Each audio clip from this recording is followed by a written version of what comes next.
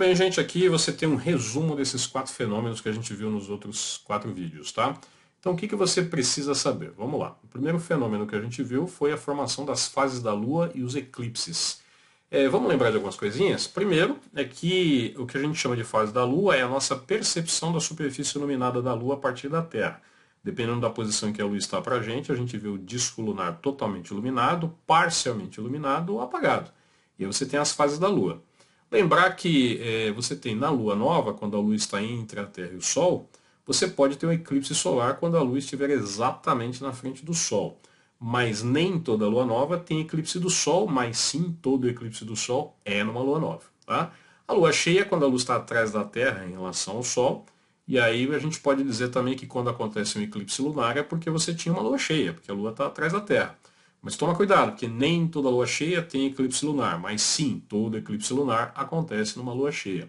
Por que isso acontece mesmo? Porque o plano orbital da Lua em torno da Terra não coincide com o plano orbital da Terra em torno do Sol, mas o plano orbital da Lua em torno da Terra vai mudando de tempos em tempos, né, continuamente. E aí, de vez em quando, acontece a coincidência da Lua cruzar o plano orbital Terra-Sol, entrando na frente do Sol ou entrando atrás da Terra, e aí sim a gente tem os eclipses, ok? Próximo fenômeno que a gente viu foi a formação das marés oceânicas. Então vamos lá. Você precisa saber basicamente 2 coisas. Primeiro, qual é a origem das marés oceânicas na Terra, a influência gravitacional lunar e solar exatamente nessa ordem. Tá? A gravidade lunar ela é mais intensa por conta da proximidade da Lua em relação à Terra do que o Sol.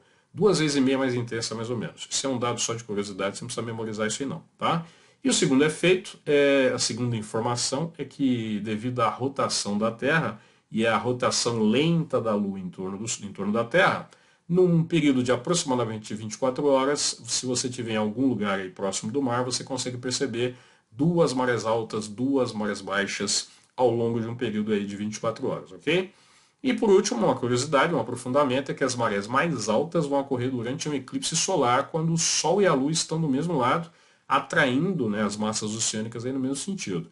Se você tiver ainda a Lua no perigeu, esse efeito vai ser ainda mais potencializado. Lembrando que perigeu é quando a Lua está mais próxima da Terra. Tá?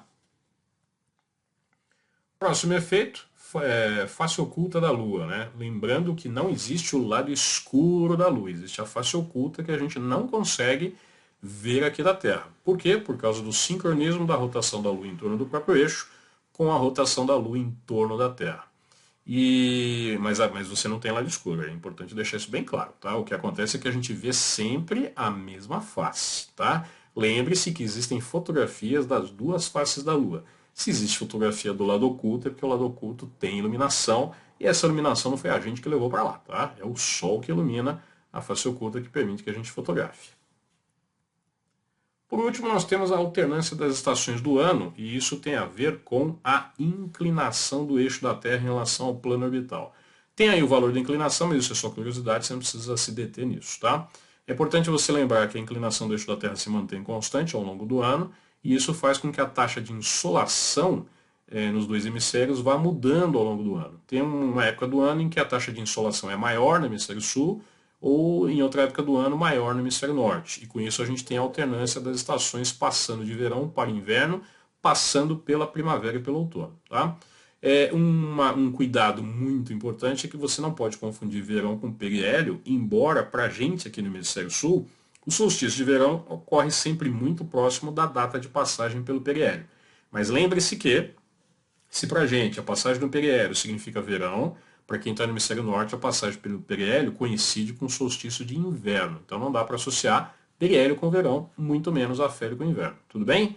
E nos equinócios é quando a gente tem a percepção aqui da Terra que o Sol está exatamente em cima da linha do Equador.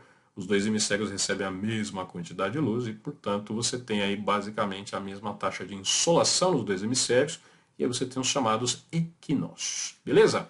É isso aí, gente.